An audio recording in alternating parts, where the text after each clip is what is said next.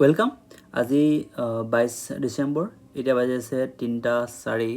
মই already trade কৰিলোঁ আজি লাইভ ট্ৰেডিং কৰিব নোৱাৰিলোঁ মানে আজি 2টা বজাৰ পাছত মাৰ্কেট ইমানে আপ ডাউন আছিল ইমানে ভলাটাইল আছিলে মানে আপোনাৰ লাইভ ৰেকৰ্ডিং কৰিব নোৱাৰিলোঁ বা যি কি নহওক আজি 4টা ট্ৰেড লোৱা হ'ল এটাটো লছ হৈ গ'ল 1400 মান তাৰপিছত দুটা ট্ৰেডত প্ৰফিটে হ'ল কম বেছি পৰিমাণে গতিকে ওভাৰঅলটো 1437 টকা বৰ্তমান আজি প্ৰফিট হ'ল 1437 প্ৰফিট হৈছে আজি 22 ডিসেম্বৰ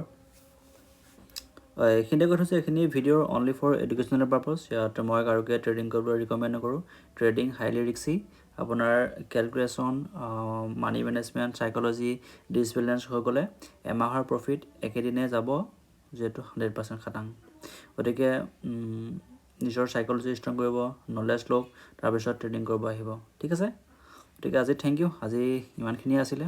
লাইভ ট্ৰেডিং কৰিব নোৱাৰিলোঁ তো থ্যাংক ইউ